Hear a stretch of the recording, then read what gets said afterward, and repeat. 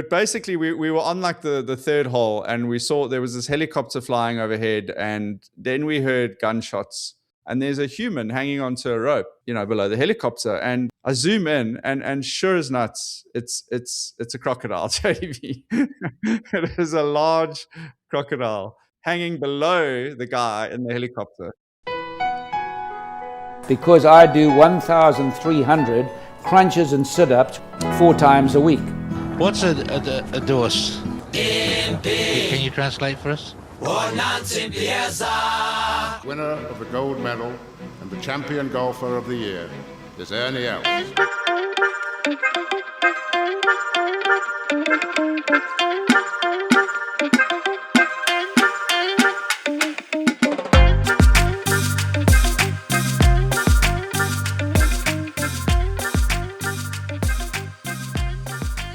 Welcome back to the Goat Track, the podcast about golf and golf-adjacent stuff, mostly from Africa. Playing a little 2-ball this evening. Feels like we're harping back to a bygone era, JDV, particularly with the hat that you're wearing this evening. But nice to see you. How are you? I'm fantastic. We were just comparing internet speeds. I think that's the equivalent of comparing winky lengths back in the preschool. Mine was what? You were like, no, I'm all good.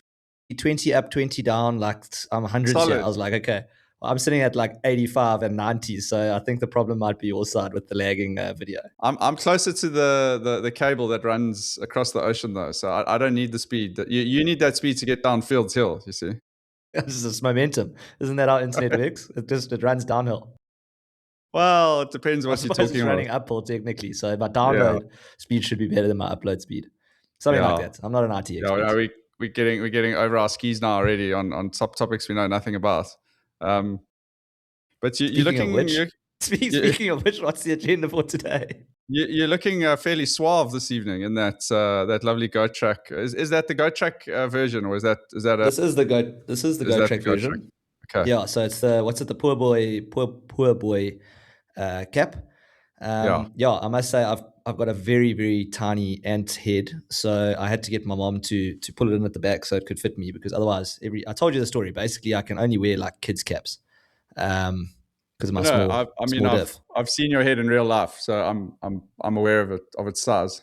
Yeah. I always harken back talking about internet speeds and the rest of it. The first ComSci 1L course that we had at Rhodes, they were like, I mean, this is how you know you're starting at like beginner computer science stuff. They were like, just because the processing unit is bigger doesn't mean it's more powerful. And I was like, that's a great sort of analogy for life, I think. So I always sort of feel that, like, if you look at the size of my head, just because the processing units is smaller doesn't mean it's less powerful to you. Oh, I thought you were saying your internet speed just because it looks bigger, it's not necessarily better. No. That was the second slide. They said absolutely, the bigger it is, the better it is. You certainly won't be nominated to be a hat model for the Goat Track, that's for sure. Or like a children's hat model. Range. I mean, if we've got a children's range coming out, then I might be the model. Guys, thanks for joining us again. JDV, this is episode 92 of the Goat Track. We are really? still in I thought we were on 93. Oh, cheapers. Going backwards here. Well, look, I may have that wrong. I mean, look, it's a nervous 90, so who can say, really? I'm checking now. All I know is you're right. We're knocking the 90s off really in singles here. We haven't hit a boundary for a while, and it's definitely a little bit nervous. So yeah, I think we're gonna get there with like leg bars or something. Yeah, middle of the year, we're doing our best here, trying to get some content out. But JDV, this evening we are going to talk about our quick thoughts on the US Open, and then we are going to chat a little bit about a golf trip that I took a couple months ago, and maybe just take whatever different diversions you'd like to take while we're having that chat, because I think it was quite an entertaining couple of days that I had.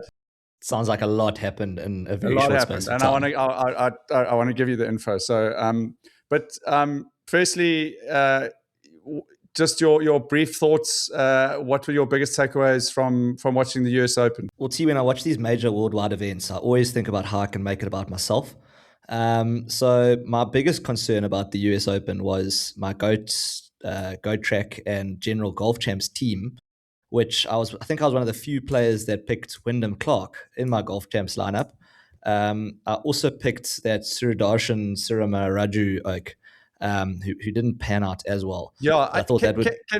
Can we just talk a little bit about your team? Okay, so and apologies, guys, for we didn't do a US Open preview. I think we're probably going to be doing less and less sort of major previews and more sort of just general golf course content and that. Yeah. But can we talk a little bit about your squad? Because that second gentleman you mentioned, I could not pronounce his name for the life of me. And what on earth persuaded you to firstly pick Wyndham Clark, but secondly pick that Canadian fella? So the Wyndham Clark pick was I wanted Scheffler, so I picked him, and then I was like, look, Wyndham Clark, he's coming into form. I mean, I know that his last results have been good. Probably if I knew it was going to be windy and this oak only plays a cut, maybe I would have gone back. But I mean, it was like a bit of a just pull the trigger quick.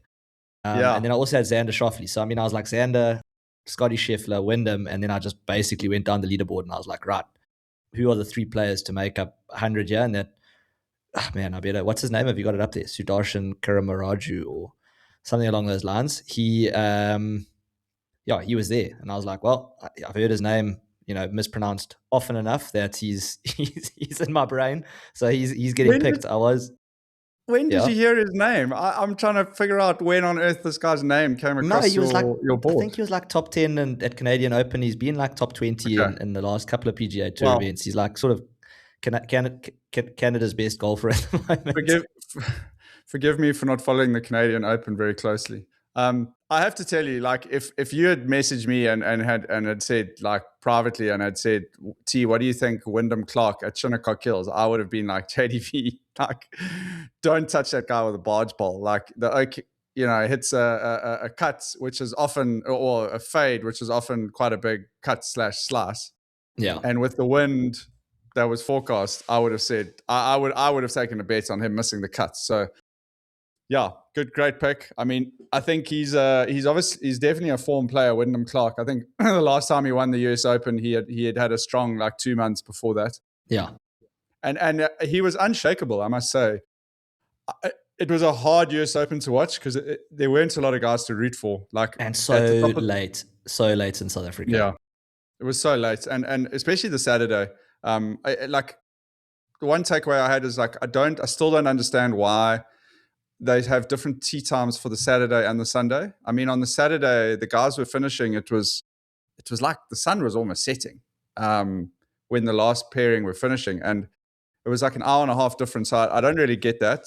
Sunday wasn't too bad. I mean, I stayed up for the whole thing. I mean, they finished about 1 o'clock. It's not that bad. Yes, God bless you, T. I battled to stay awake for the Masters. The fact that you can stay awake till 1 o'clock to watch Wyndham Clark win is, I mean, that's commendable. Look, you were on the back of a 3-day bender as well. Let's be honest.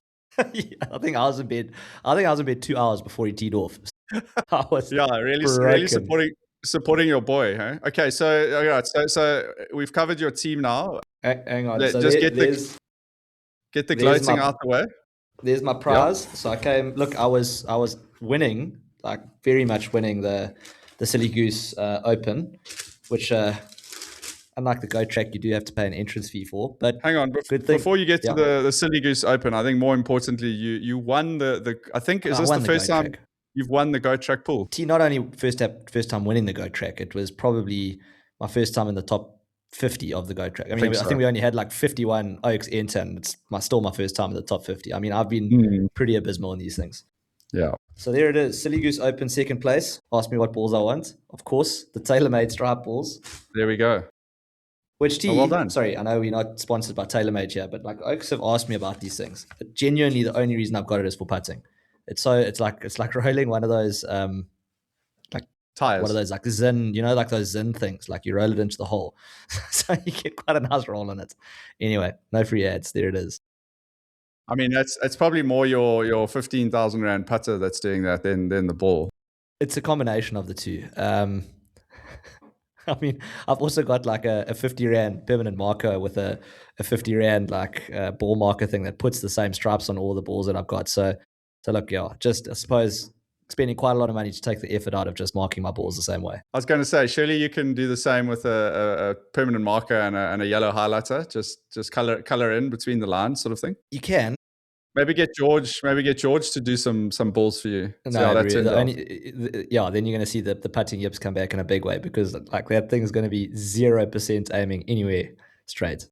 Okay, well, listen, well done. I want to give you your flowers, because it has been a while since we've seen your name on the top of any leaderboards, and I know you've been working hard in the off season, and it's really great to see the fruits of that work pay off. I was joking with Dimitri. I was saying, look, this is actually all ChatGPT generated. I plugged in all of the previous results from Dota Golf, and it spat out this team, which genuinely it was a joke. I mean, it seemed like he was like, this is amazing. Like, I can't believe how good AI is. I'm like, no, that was a joke. And I was like, AI is like picking targets in Iran that are incorrect. So I doubt it's picking Sirimaraju at like 102 from Canada, or my Go Track pick. So, or my Golf Champs picks. So yeah, just to clear that up, it was all in this central processing unit and not AI. Just to be clear though, Cinnamon Raju or whatever, he did miss the cut. So yes, so maybe I should blame that one on AI if I could. I keep on going back to him like he was the magic like fairy dust, but yeah. Do you not feel a bit scummy winning a prize for having a guy that missed the cut in your team? I don't make the rules. I just play by them, So the fact that they changed the Golf Champs rules that only 3 players count at the end, great. Yeah, listen, I have to say, and I'm on the Pies and Gravy WhatsApp group, and guys are not happy about the updated rules on Golf Champs. There was a lot of venting about the fact that guys had a player that missed the cut, and they were essentially at the top of the leaderboard / winning on Golf Champs. Like, well, now you can go 1, 2, 3 basically. 1, 2, 3. Yeah, 97. There were some guys who had four players who had all made the cuts, and they weren't sort of in the prizes, and they were not happy. They weren't sniffing it. Let's get to your golf trip. This is bullshit. Anyway, lovely weekend, the US Open. I think for me, the final takeaway was just the golf course. I think it is epic. Shinnecock Hills I think it's like the cathedral of sort of golf for like championship golf in the US. There's been a lot of talk about the crowds and how shitty they were in terms of their supports of Wyndham and just their general like sort of New York full of shit attitude, which I think is disappointing, I guess, for them. It doesn't match up with the venue. I suppose it would be like having guys shouting "get in the hole" at the old course. But it just looked so cool on TV, and I just loved like consuming the content around the course and beforehand, and yeah, I think it's going to be 10 years until they go back there. So I had circled that one. I was really hoping to maybe try and get over there, but unfortunately it didn't work. But super cool golf sick course. Place to go visit. I think you also summed it up in the one WhatsApp you sent me. Like it's almost as if we got to watch 2 British Open courses in a year, because it did have that sort of feel to it, with the look and with the wind blowing, just without the knowledgeable fans. Yeah. As the British commentators always pat themselves on the back and say, the most knowledgeable fans in golf. Okay, JDV. A couple months ago, I took a non-golf trip, and what I mean by that, and I think I said that to you when we actually did a podcast like the night before I think I left, and I told you I was off to the Kruger for a 3-day walking safari, and I somehow managed to squeeze in 2 rounds of golf on the way into Kruger and on the way out of Kruger, and it turned out to be a very memorable trip. In fact, it turned out to be almost like a mini golf tour with a little break of a walking safari in between. So you were keen to chat about it. I think both the courses I played are not on your list. You haven't played either of them, as far as I understand. That's why I'm super interested to hear about it. Which is quite unusual for me to be playing courses that you haven't played. So yeah, so basically we drove up. We were coming up from Durban, so we drove up through Swaziland, and just the nature of the timing of the way the trip worked out. Staying over in the town of Komatipoort turned out to be a coup for us travelers up from KZN. And when I saw that, I thought, well, if we leave early enough, we can get 9 holes in at Kambaku. So for those who don't know, there is a little 9-hole golf course which sits pretty much in the middle of the town of Komatipoort, called Kambaku. It sits right on the edge of the Crocodile River, and it sits also adjacent to the Komati River. So there's a strip of land that runs sort of between the suburbs and where the actual town is. And JDV, my understanding is that in the early 2000s, the golf course was actually built by just some farmers back in the day. And yeah, they just built this little 9-hole golf course. And it was a real goat track back in the day, like a true goat track. Subsequently, obviously because of its location, it's got incredible views, over the Crocodile River. You're adjacent to the Kruger Park.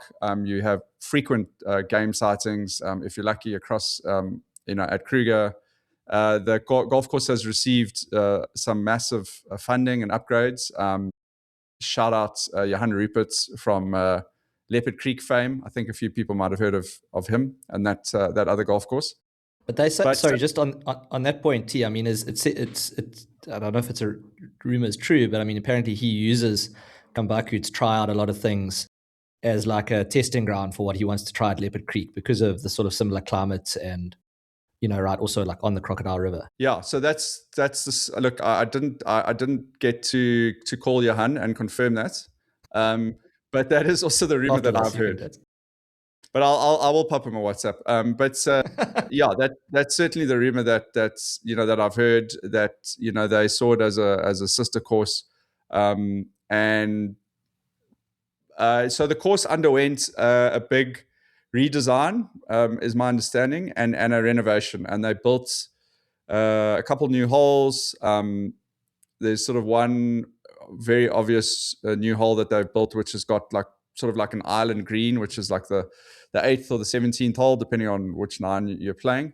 And basically, JDV, like I was super impressed. Obviously, the course has received like high praise by being named the number 1 9-hole golf course in South Africa, eclipsing some high competition in the likes of Boschoek and others. But I was very impressed with the course, with the layout. Obviously, the setting is like next level because you've got that real bushveld feel. You're adjacent to the Kruger Park. You could just see that they've had really good guys in there who've done like the shaping of the bunkers and the greens. So like they all feel like they have the greens have got like a presence about them. They've got, I wouldn't say dramatic contours, but they've got shape to them, which just feels like a legit golf course. It just looks good on the eye, and yeah, really great fairways. So they've basically got a single cut, JDV, of rough. So they've got fairway, and then it's just a single fairway cut, and the fairways are actually really wide. So the course is a lot wider than it looks from the tees, because you've got these like acacia trees and stuff all over. But once you get up onto the fairways, you actually see there's quite a bit of space like under the acacia trees. So we found a lot of our like wayward drives, that they were sitting under trees, but they were playable. So it had that like, I don't know, almost semi-parkland, bushveld type of feel. So like a very fun course to play. The grass is not, the rough looks easier than it is. It's that like Sarnoden grass. So it looks like it's short and easy to hit out of, but it's like really spongy. And then the greens were good. I mean, the greens, I think they'd been treated a little, not that long before we'd been there. So there was a little bit of sand on them, but yeah, they had great contours and they ran reasonably pure. So I've got a lot of good things to say about it. I think the other thing to add is that when you look at the routing of the course, and unfortunately I only got to play 9 holes, so we played the front 9. But the back 9 is completely different. They have, as far as I remember, and I'm gonna double check this, but I think they have 2 different greens on the back 9. And the way that the routing works, 2 different greens or 2 different tees? No, they've got all different tees, but they actually have 2 completely separate greens that you don't play on the front 9. So what happens is you end up, the one hole you end up on the front 9, you play it as a par 4. On the back 9, you play it as a par 3. So you're literally hitting from 180 degrees the other side. And then there's a separate hole. As far as I remember, there's a completely separate par 4. There's 2 completely separate par 4s on the back 9 as well. So I would love to have had time to play the whole thing. Hell of a kiff vibe, JDV, at the clubhouse, as you can imagine. I mean, they've got a clubhouse which is literally overlooking the Crocodile River. They attract a lot of, so there's a big social scene at the clubhouse, and not all, I would say 80% of people non-golfers. Folks were getting stuck in when we were there. It was a Saturday night. There were guys from Mozambique there, chatted to people next to us. They'd like literally come to Komati for the weekend from Maputo, which is interesting. But yeah, they were jolling there on Saturday night. Big golf crowd as well, with having their club competition on the Saturday. So it's got great gees, it's got good bones. It's got loads of accommodation stuff around it. So like there's loads of people who are staying in that area because they're traveling into Kruger for the day, or they're spending a weekend there. You know, that we played with a couple who played with us who were just there for the long weekend. And yeah, you know, you do a game drive in the morning, go play 9 holes in the afternoon, like a couple of sundowners, can't go wrong, bro. But T, I feel like we're doing it a bit of injustice by sort of putting things down to Rupert. I mean, just looking at their website, it looks like it was a proper community initiative, you know, with the guys all chipping in, you know, as a community project, cooperative, using their sort of tractors and bulldozers. So yeah, I mean, like I said, in the early 2000s, that is how it was built. It was like a community, sort of everyone build a hole. My understanding is that the layout was changed quite a bit from that original sort of 9-hole track. And again, like reshaped greens, bunkers, a couple new holes. It's got some really, really strong holes, JDV, like strong holes to the eye. Like there's a great par 4 on, I think it's like a tight par 4. I want to say it's the 4th hole. It's like an iron off the tee, and it's just got these beautiful sight lines towards the green with these like acacia bushes, and then it like opens up at the green, and you've got the Komati River behind it. And then sort of the sort of more famous or / favorite holes are like the 7th, 8th, and 9th, which essentially run up to the edge of the Crocodile River. And then the 8th is a short par 4, where you're right next to the Crocodile River, and you play to like an island green, sort of like an island green. And then the 9th hole is the par 3, which is a great finishing hole with the green right in front of the halfway house. That looks like the signature hole. I mean, that's the one that's sort of you see in all the photos. That's the one in front of the clubhouse, the green that's like on the Crocodile River. Yes. And so just looking at it on sort of Google Earth, I mean, the greens look all just pretty round. I mean, what's the sort of shaping and green sites like? No, I like I said, I thought they were really, really cool. Like there's not a lot of dramatic like contours, like but pretty big greens. The first hole probably has the most dramatic contours on the green. It's got like a serious uphill slopes and stuff on the green. Just trying to think. I think the 8th hole has got quite a terraced green. 7th hole had nice contours on the green. So the greens are not uninteresting. They've got some shape to them. And like I said, what I found the hardest there was if you're missing the fairways or the greens, like chipping out of or approaching out of that like spongy Synoden grass, it looks easy until you're trying to make contact with the ball, and it's like very, very difficult to make consistent contact out of that. So I think JDV, I mean, you've played Leopard Creek, but it's the same grass that they have at Leopard Creek. Obviously, it's the same grass they have in the rough there. So it's that similar feel, that spongy feel. Yes. So T, the big question, obviously, from a Natal perspective, how does it stack up to Boschoek, which used to wear the crown of the best 9-hole course? So I just wanted to chuck in before I answer that, because I do have an answer to that question. But yeah, I didn't actually realize, JDV, but I found out when I was there. But so Kambaku, the name Kambaku comes from there was a group of elephants in Kruger Park called the Magnificent Seven. I don't know if you've heard of them, but they were basically the big tuskers. I'm sharing a picture of them with you on our screen. I hope it's just, are they different colors like that, or is that just the different photographs that were taken? Because like one, just for those listening, I mean, one, they're like various shades of gray, and I mean, they're like quite different colors, all of them. Yeah, listen, different cameras, very different eras.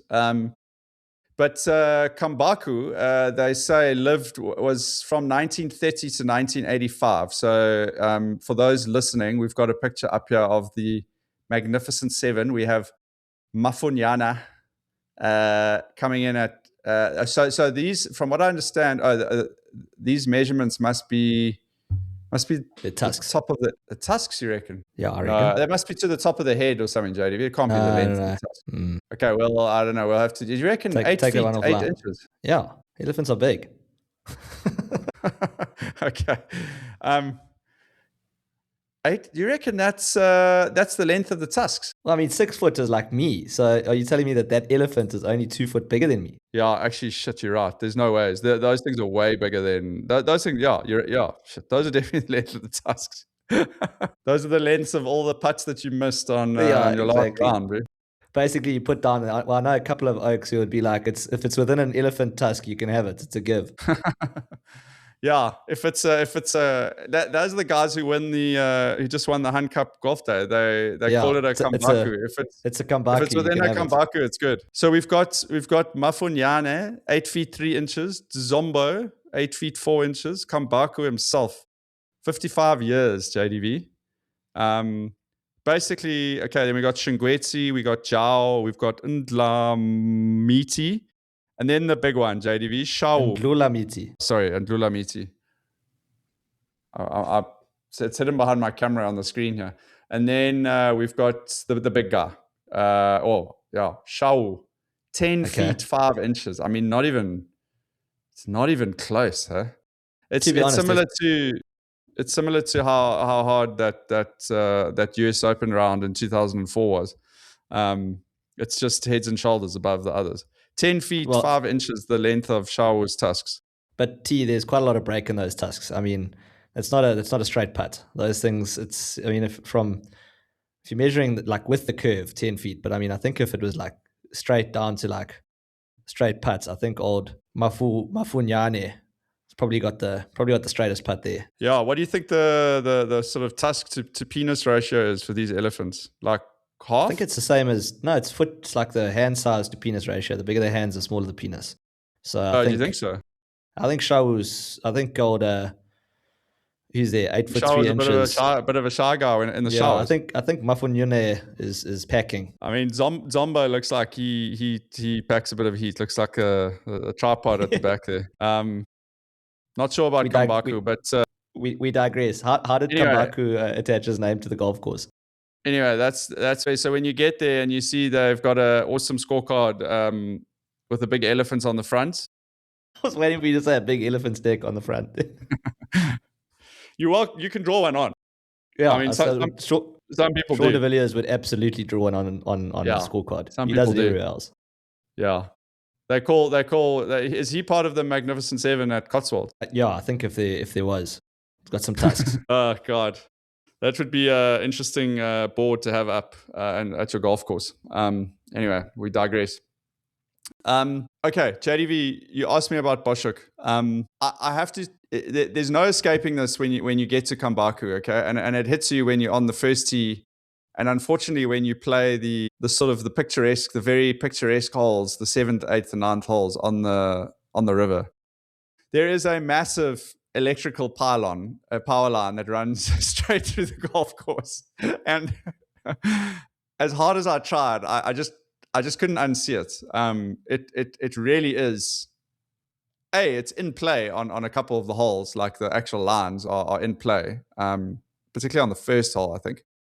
But yeah, sadly on those 7th, 8th, and 9th holes, it is a little bit of an eyesore, and I do hope that Johan is able to try and relocate that power line.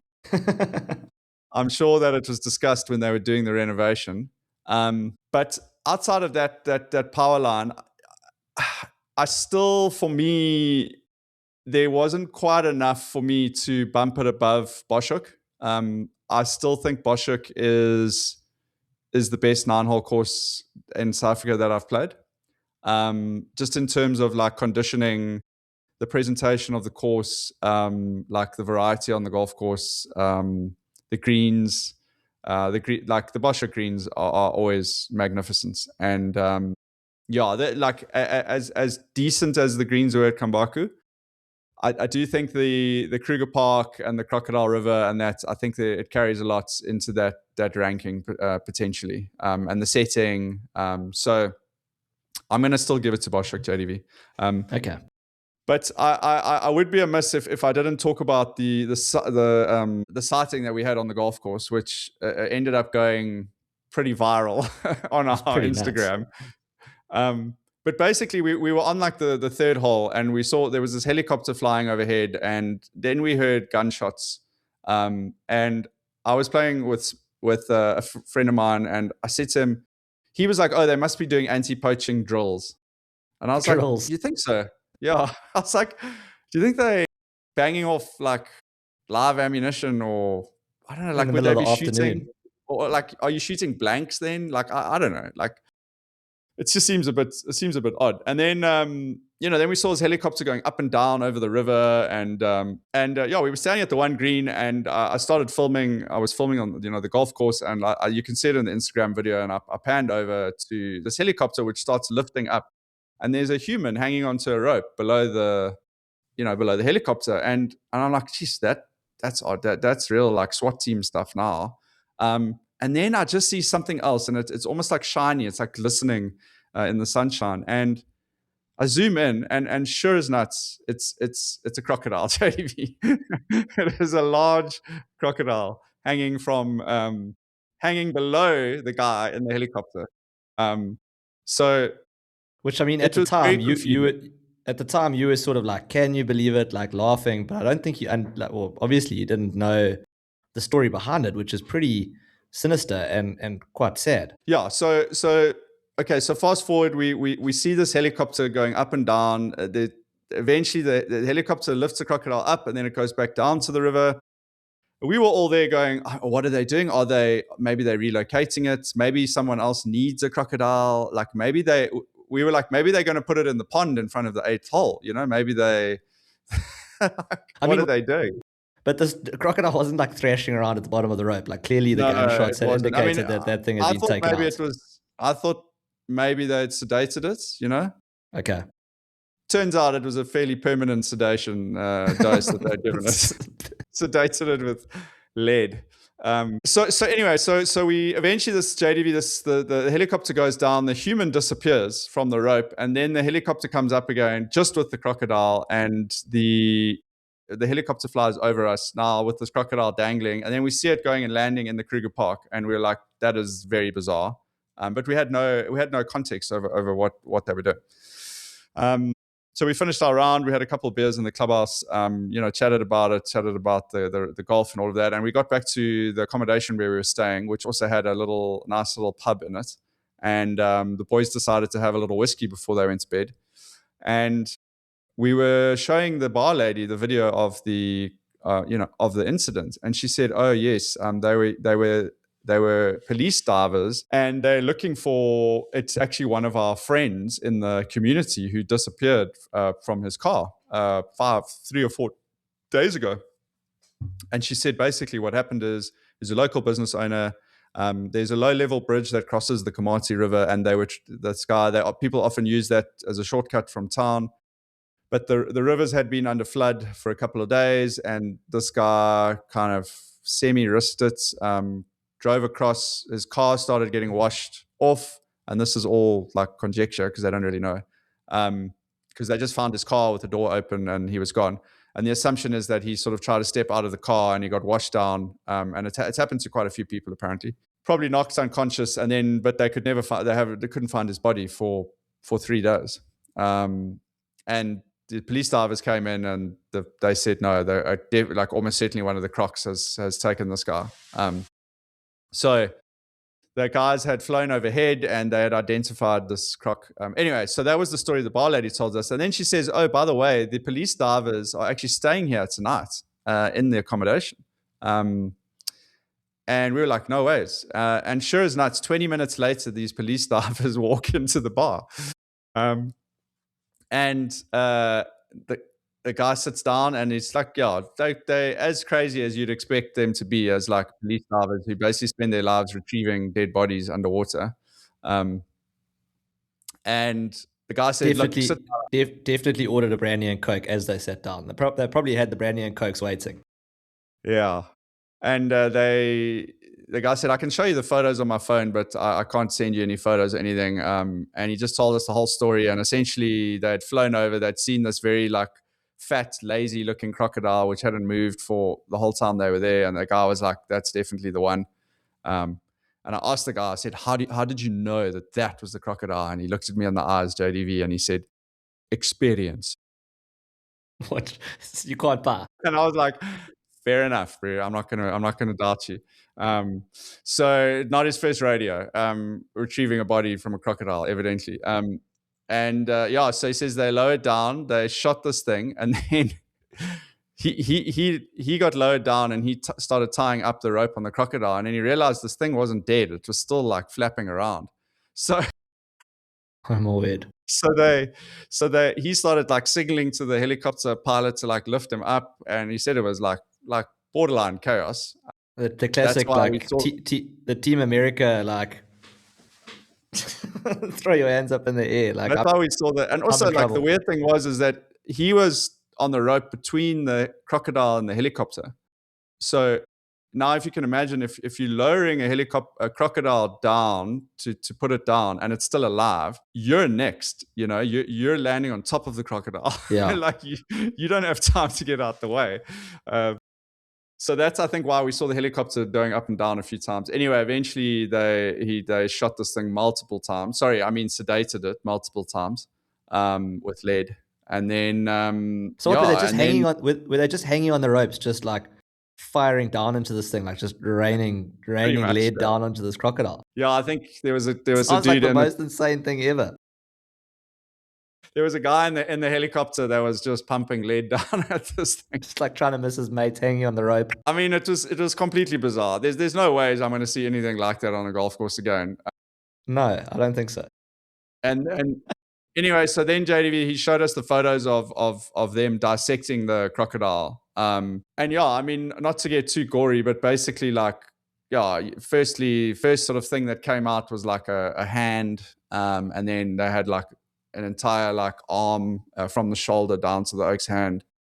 These were all in the photos. And then they found 5 different types of shoe inside the croc. Shoes. Okay. So one of which was an actual croc, like a croc shoe, which was, there's a little bit of irony. I started there. I was like, what shoes do crocodiles wear? And then I was like, it's a croc, of course. It was a croc. Amazing. Like the shoes were basically, the guy said that's probably why the thing was so like it hadn't digested anything, because it was like essentially had this blocked up intestine from full of shoes. He said, look, sometimes they just chow rubbish that comes down the river, but obviously, people insinuated that this thing is like a man killer, and I don't know. I think the truth probably lies somewhere in between. But yeah, essentially it was pretty conclusive, JDV, that this croc had taken the poor gentleman who'd gotten out of his car. And yeah, at least it I suppose brought some closure to the Oaks family, but it was a hell of a thing to see from the Kambaku golf course. Wasn't expecting that. So that didn't push it above Boschoek, Kambaku golf course. I mean, Boschoek's not going to give you that sort of entertainment. Well, I mean, with all the members walking out and, and like all the member drama they've had there, who knows? Maybe there's a few bodies in that dam, They're not retrieving it though. I reckon if that police diver came there, maybe we'd be surprised what we'd find in that Boschoek dam. So I don't want to rule it out. It's just that it didn't happen while I was there. Correct. Yeah. But that is the most insane story I've heard from on like a South African golf course. Like that's nuts. But yeah, I'd say it's so special to have seen something like that, but it's the opposite. I mean, I suppose it's a bit, I don't want to say bittersweet, but I mean it's a spectacle on the one hand, but I mean it's also tragic on the other. I mean, this poor oak, washed away, chomped by a crocodile. Yes, I mean I'm just at a bit of a loss for words. I think the way we saw it was that we had no context over what those guys were doing. So it was such a spectacle on the golf course, and then afterwards, obviously later on when we found out the whole story and that obviously there's a real human side to it. But, we were like, what on earth is a crocodile doing hanging from the bottom of a helicopter, like over a golf course?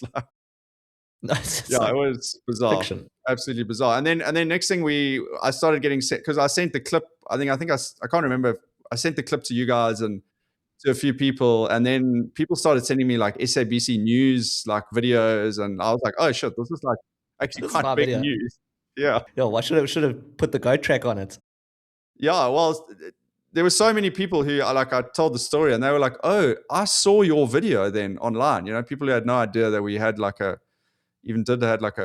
a channel. So yeah, it was bizarre, JDV. I think I need to move on the story on a bit here. So after that crazy 4 hours in Kambaku, we got up early and then spent just an amazing 4 days in Kruger with a group of mates. Doing a walking safari. And I mean, I would just say if you haven't done one of those things before, it's such a lekker way to like disconnect with people and in like a very remote setting in Kruger. It was really, really epic. Had awesome sightings. We saw lion on foot, we saw elephant on foot, wild dog. It was next level. I mean, just from my perspective of like safari and game viewing, I'm pretty unashamedly not like a massive fan. Like I can't spend weeks in the bush. It's just too much sitting and driving and sitting for me. So honestly, that walking safari goes a bit wild. I'm like wake up, sit around, eat breakfast, sit in the car, come back, sit around. So I love that idea that you did of like a walking safari. That really does appeal to me. Yeah, and it's a nice length of time. You're there. You're only there for 3 nights, and it's 2 days of walking, and you get a night drive every night. Those Kruger Sandparks walking safaris are, I think, the biggest cheat code. The value is insane. I think you do need to do it with a group of people. You need to book the whole camp out. It takes all of them sleep 8 people, and there's a lot of them. There's like 6 or 7 of them across Kruger. So is it a big waiting list, or is it quite easy to get into those things? No. If you go sort of out of season or at the right times, there's a couple of them. There's 1 or 2 that are like very popular, and then otherwise you can get onto them fairly easily if you book in advance. Easier than it is to get like a 2-bedroom rocket hut in Lower Sabi, that's for sure. Which is kind of mind-blowing for me. Which is again like I mean, sign me up for the 8-man walking safari over there. Exactly. Look, I'll take the rocket hut over like in one of the camps, just like in a tent sitting. Yeah. So with like 300 other people, most of which are foreigners. Yeah. Shout out foreigners. I don't have a problem with foreigners. No. Yeah, you guys are welcome. You guys are welcome to take up the campsites. I just don't want to sit next to you at like a lion kill with 48 other cars. JDV, and then we basically planned to do like a soft reintroduction to reality coming out of the walk. So we decided to go to Highland Gate, and I have to say there were like 4 members of our walking trip that we're quite strategic about the choice of Highland Gate. And that 4 people happen to be four golfers.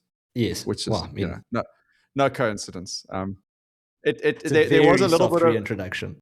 There was a little bit of debate on our WhatsApp group about, what are the rest of us going to do? And, and we were like, look, guys, we're not there to play golf. We're there to experience nature. And let me just tell you about the mountain bike trails and the hiking trails. And there's some beautiful things that you guys can do while we're experiencing nature on the golf course.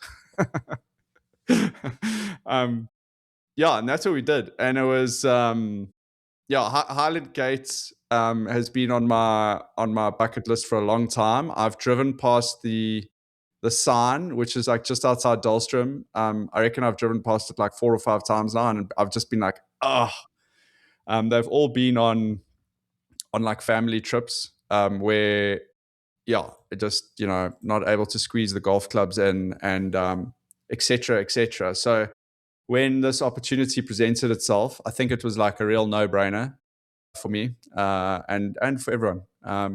And JDV, it really didn't disappoint. So I'm just sharing a photo with you.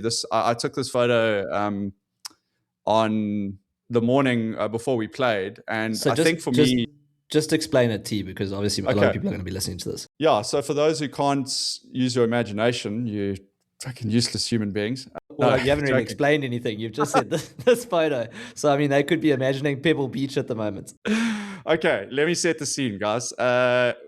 Firstly, check out our YouTube channel for our video podcast, because that's a good place to go. But basically, this is the 4th hole at Highland Gate. It's like probably the most photographed hole, one of the most photographed holes in South Africa, and probably at Highland Gate. It is the most photographed hole at Highland Gate.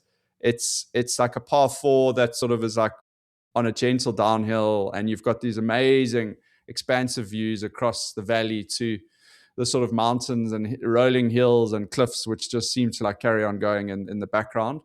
I was told by the club pro, JDV, at the pro shop, he was like, you've come at like the best time of the year possible. He was like, in his opinion, he's like the golf course is at its best, like condition wise. And also that you've got this contrast of like this winter grass and fescue. So you've got these brown like fescue grasses with like the bright green fairways and that. So yeah, I mean, it was showing off. It was really like next level. Yeah. I mean, it always reminds me of a bit of a combination of, I mean, like I'm trying to think of the course, but like the background is a bit champagne sportsy. I mean, in terms of like the huge mountain vistas or that sort of spectacular cathedral peak, like you in the mountains, but then with this unbelievably pristine, like manicured golf course. But Ernie Els-designed, so pretty wide, expansive fairways, a lot of good bunkering, no trees. Obviously the big difference between that and something like Champagne is 0 trees or not many trees at all. No trees at all. So it really does have a sort of a highland feel about it. And look, from what I understand, it's like altitude wise, it's the highest golf course in South Africa. Certainly the highest 18-hole golf course. So the altitude is nuts. I mean, I think it's like 2,500 meters. I should have to go online and have a look, but like the ball flies for days there. But being on top of these hills and stuff, it's like it is very exposed. And because you don't have trees and bush and that, when the wind's blowing, which it was the day that we were playing, and from what I understand, it blows like pretty regularly there. It's like pretty challenging. So you're dealing with these like big altitude changes, very windy, and big elevation changes. JDV, afterwards, I was thinking about it, and I was like, it's hard to compare a place like Highland Gate to like some of our old classical favorites like DCC and East London and Humewood and Royal Cape and the likes. It's such a big ballpark and arena. It's expansive. I would, in that sense, I would sort of compare it to a place like Blair Athol. And not for the not for the scenery and that, but just for like you really do feel like you're playing on this massive ballpark. everything is big. The bunkers are massive. The greens are big. They're not quite as big as Blair Athol, but it really is. It's got that like brawny feel about it, Highland Gate. It also, I would put it in the category of places like Cotswold Downs, like a place like Pazula. I'm trying to think what other courses would probably maybe a place like Pinnacle Point, like places where it is a housing estate, firstly, but it's set over a very expansive property, so you don't have a lot of opposing holes, and it's just like big vertical changes in terrain. Like if you think about Cotswold, you think about like Pazula, you think about like that. That is what Highland Gate is like. You've obviously got these beautiful distant views kind of all around you, which I think is what really appeals to a lot of people. And I think it steps it up in terms of their like their rating and their experience in that of the course. The Ernie Els-designed, I mean, does that come through? I mean, we spoke about it when we talked on the Zimbali Lakes podcast about, you can see the thread of an Ernie Els-designed in a lakes. I feel like you could see it in some of the pictures in Highland Gate and some of the other Els courses. Yeah, definitely, JDV. It's got very expansive fairways. I think it's a sort of golf course that I like playing. Like it's a like you can definitely lose golf balls there if you've like very wild, but it's also quite forgiving off the tee, I think. Very much second shot sort of golf course, but quite strategic off the tee as well. Like you want to be on the right side of fairways. There's definitely some spots where you don't want to be hitting into greens from. You don't want to end up in the fairway bunkers. Like some of them are seriously brutal. Like big lips, big bunkers, and a lot of movement on the greens. So putting was challenging, and particularly with the wind as well. So when we played, we had quite a bit of wind, and there is quite a bit of slope on a lot of these greens. So it can get away from you there quite quickly. I love going and playing this type of golf course. If you said to me is Highland Gate a golf course that you would like, if there was one course to play for the rest of your life, like would it be Highland Gate? Like I don't think it would be for me. It's not always my favorite type of golf, these like massive vertical changes and drops, and it's super fun and challenging, and it's really kiff to do with like a group of mates. And I think a weekend there, like it's a sort of place where you don't need to have another golf course nearby to make a golf tour. The one guy that I was with, he said they went on a golf tour there and they played at Highland Gate, and then they played at a place called Belfast, which is like it's like a little shitty 9-hole thing. And they were like, what are we doing? Like literally we should have just played 3 rounds at Highland Gate. Like, and that's how I think most guys who go there, I think that's what they do. I think it's a sort of place you go. You can they've got quite a few different tee box options. So you can maybe mix up your tees. But it's such a big ballpark that I think you need to go around there a few times to really like get your head around it. It's brawny. There were I would say towards the end of the back 9, there's a couple of like kind of pretty average ish holes, I think. And I say average because you're comparing them to like holes like that hole, the 4th hole, and there's some amazing holes on the back 9 as well where you play down. There's a really sick drivable par 4, and I want to say it's the 12th hole, but I'd have to double check that. But you play down a hill, massive elevation drop, JDV. It's like the par 3 at Cotswold, except you're hitting driver. and yeah, you can drive that green. I mean, one of the guys in our group drove it onto the front of that green. We were all like left or right of the green. And then some brutal holes coming in. Like there's a couple of there's the stroke one, which is honestly, when you're standing on the tee box, it like plays down a valley. I want to say that's the 14th, maybe. It's 17, 16. I think it's 15. 14th is the stroke one, and the fairway looks about as wide as a light aircraft runway. Like it really is narrow. And it's got fescue on the left and lateral hazard on the right. And it's par 5, and it that's the one hole which doesn't look like the rest of the golf course because it's so narrow. But a challenge. And then followed after that is like 190 meter par 3, which for us was playing into the wind. Guys were literally hitting like 3 woods. So some brutal holes. And then a great like finishing par 5 in front of the clubhouse. Talking about the par 3s, we need to wrap this up with the smelly. I've been on tenterhooks for months now, waiting for this particular story. Okay, so I said earlier, it was a special.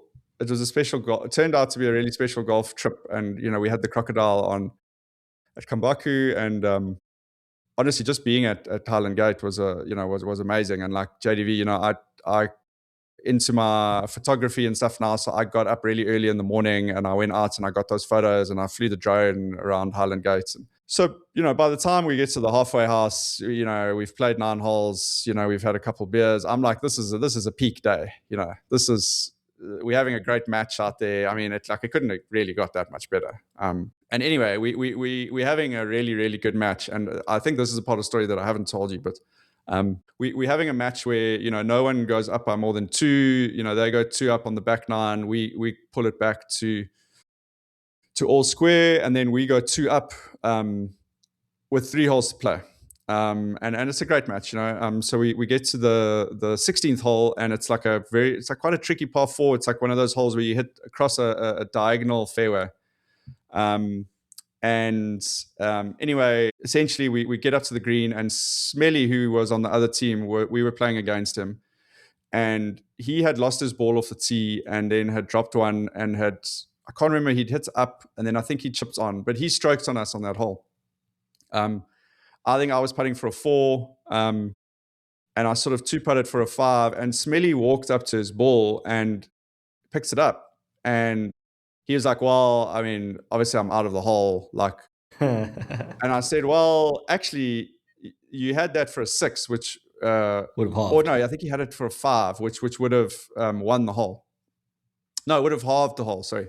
So I said, look, just put it down and putt it. We're having a fun match. We're all friends, yeah. We were all friends. I thought like we 2 up. I mean, if we don't put our foot on the jugular now, we're going to do it on the next hole. We're all friends here, bro. So so he puts it drains it like a 7-footer. So I'm like, okay, cool. Dormy. Now we dormy. I'm like, well, we dormy now. We're fine.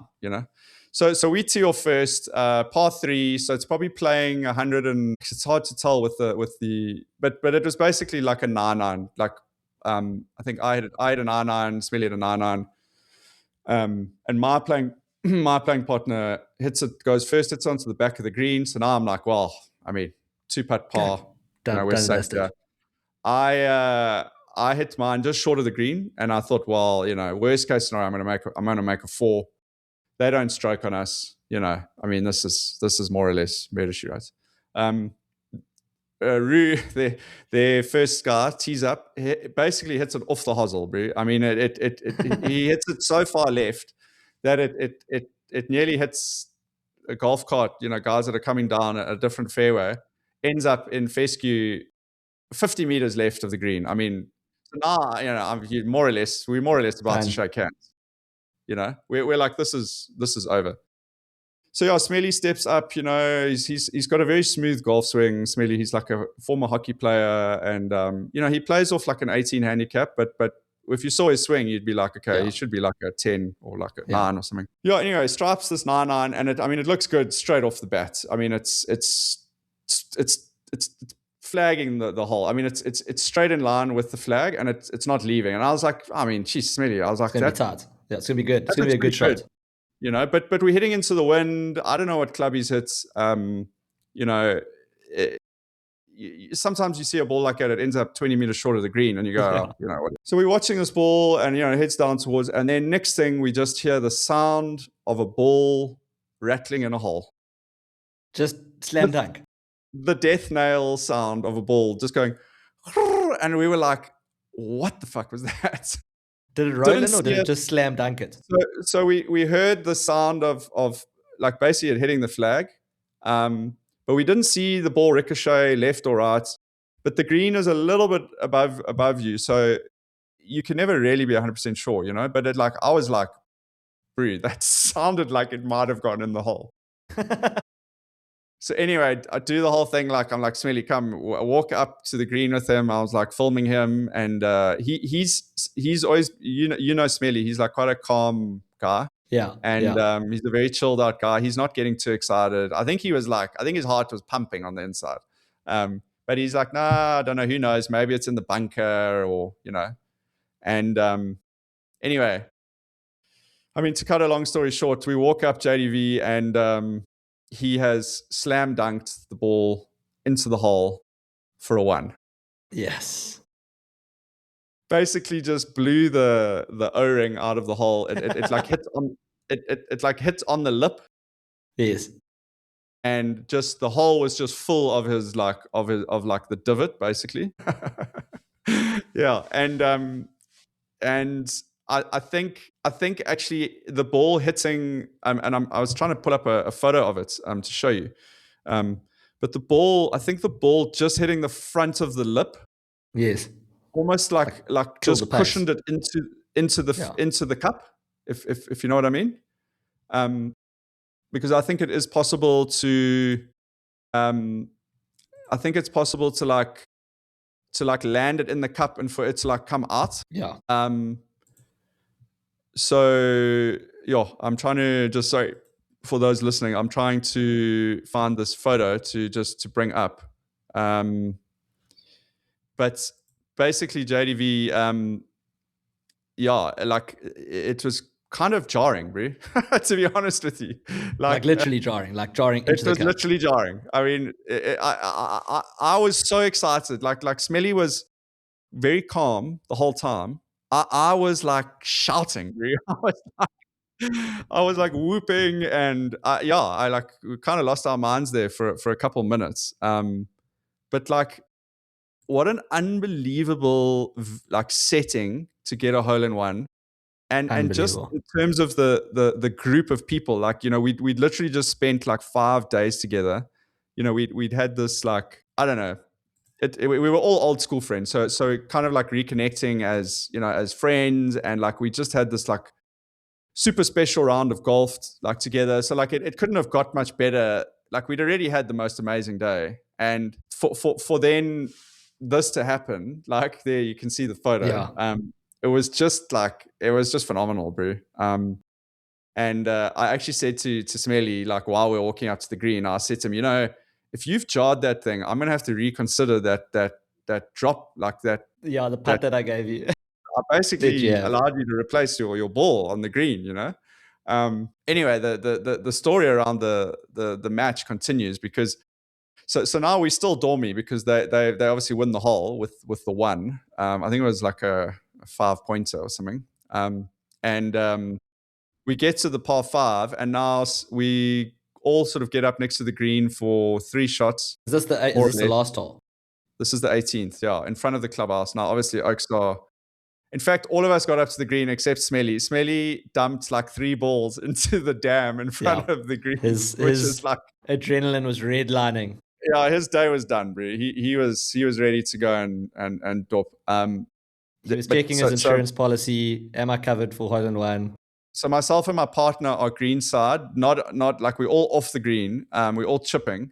And then Smelly's partner, Roo, is greenside as well. Now, Roo hasn't done anything for 6, 7 holes. Just outside of finding the hosel, and, I think a couple of clubs had been thrown. He wasn't in a great space. Anyway, Roo proceeds to chip in from 40 feet for birdie. Yeah. And that's the match, bro. All square. So there we were, dormy, and next thing we knew, hole in one and a chip in walk off birdie. Shake hands. Shake hands. I mean, afterwards I was like, we couldn't have had a more like poetic ending. Like, half the match, like, so yeah, just like one of the most special experiences I've ever had on a golf course. Like, it was really. And I know it wasn't, obviously you'd love it to be your own hole in one, but to be playing with like a really good mate, for it to happen in that setting on that golf course, after the week we had, after that sort of a week, as you're saying. Yeah. Anyway, and then just fast forward, story was that he obviously did the quick check with his insurance broker, and he had a 10 grand bill that he could rack up, and there was almost no one in the clubhouse, like no one.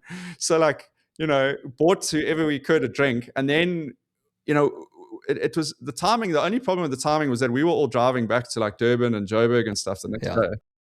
But we were like, guys, we're not going home to Braai anymore. Like we're camping out here and we're spending the 10 grand, Yeah.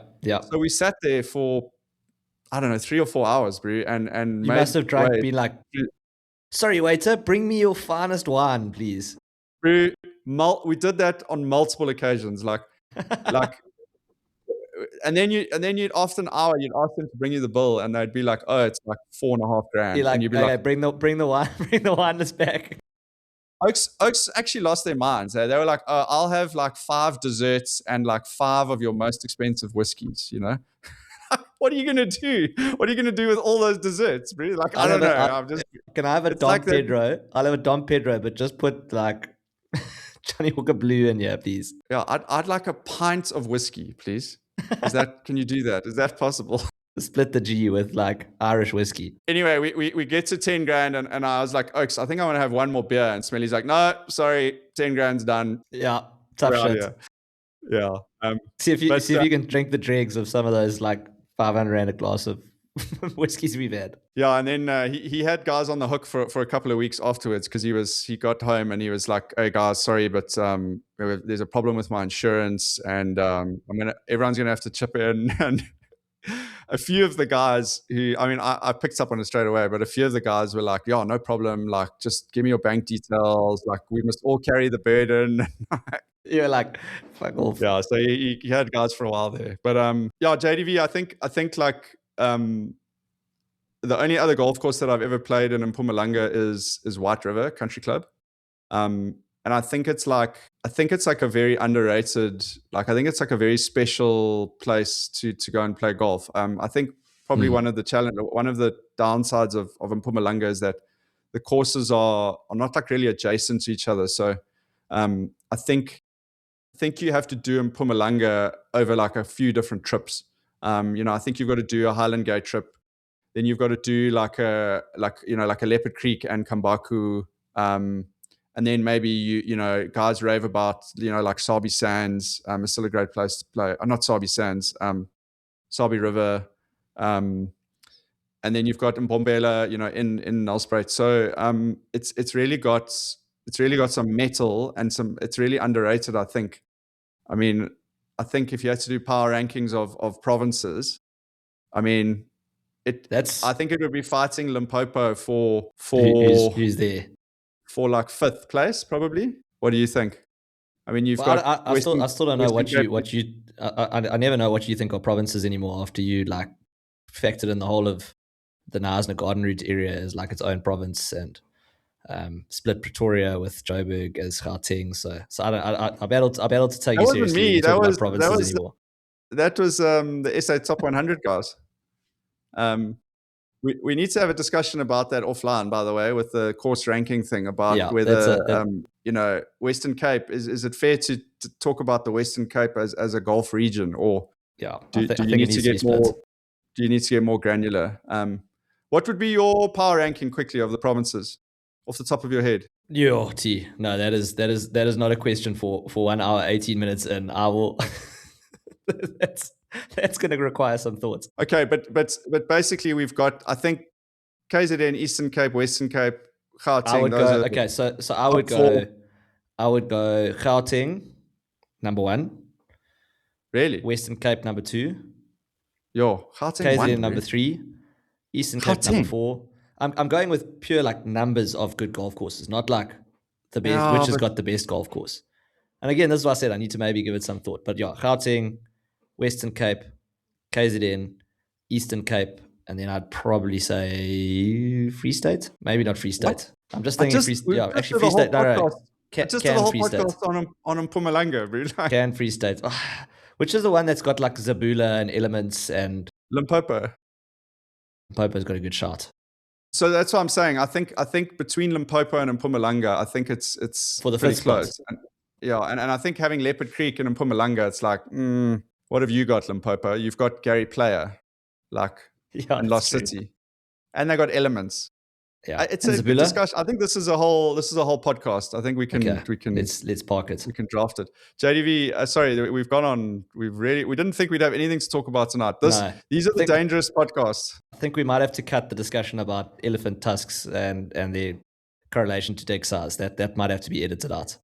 I think that was one of the highlights. Viral moments. Cool, guys. Well, that was my very brief discussion on trip to Mpumalanga, Kambaku, Kruger, and Highland Gate. Check out the video we did for that I had of the crocodile. And I do, JDV, I am going to release a little video of this golf trip as well. Yes, please. It's 50% done. I've done the audio. There's a lot to fit in a minute and a half because people don't have concentration spans anymore. They don't. We have to make these really short videos for all these dumbasses out there. So, can you? But your commentary style needs to be the same in all of them. It needs to start super serious, like on script, and then halfway through you just got to veer off and just like ad lib, and because that should be your style from now on. It's like it starts off with like well researched and finishes off with just like alternative history. Okay. I'm going to do an Open Championship video like I did that last one. We'll come up with something. But having Goose and Ernie in the same group was low-hanging fruit. Yeah, very low-hanging fruit. Cool. Well, thanks everyone for making it. If you've listened to an hour and 20 of us talking absolute rubbish, then you are a diehard listener. And please share the podcast with friends and family and people that you care about. Depends which family you're sharing this with. I mean, don't share it with like young kids and we're talking about elephant decks. I mean, they're probably the ones that are going to dig it the most, actually, like young kids. They find that shit funny. Like adults don't find that stuff funny often. Anyway, I'm just concerned how many times you've mentioned young kids on this podcast. Yeah, look, we trust our long form viewers, JDV. We trust them to use their discretion. Yeah, parental discretion is advised. Awesome. With that, let the pod end. Lekker.